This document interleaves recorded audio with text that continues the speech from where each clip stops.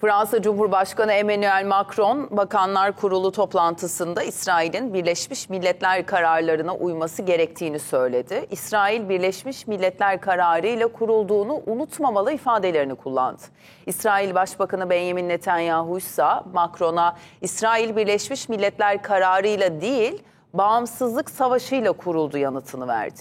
İsrail'in Birleşmiş Milletler saldırılarına sert tepki gösteren liderlerden İtalya Başbakanı Meloni de Cuma günü Lübnan'a gitme kararı aldı. Paris-Tel Aviv hattında tansiyon yükseliyor. Gerilim merkezinde İsrail'in Lübnan'da BM güçlerine düzenlediği saldırılar var.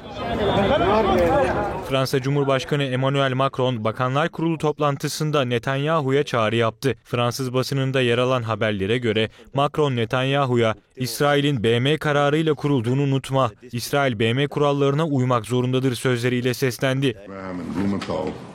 Macron'un sözlerine İsrail'den yanıt gecikmedi. Başbakan Benjamin Netanyahu'nun ofisinden yayınlanan açıklamada doğrudan Macron hedef alındı. Fransa Cumhurbaşkanı'na İsrail devletini kuran şeyin Birleşmiş Milletler kararı değil, bağımsızlık savaşında elde edilen zafer olduğunu hatırlatırız denildi.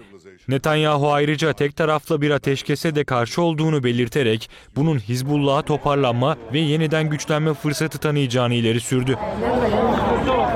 Fransa ile İsrail arasında gerilim son dönemde yüksek. Fransa Cumhurbaşkanı Macron, İsrail'e silah ambargosu çağrısı yaparak ateşkes ilan edilmesini istemişti.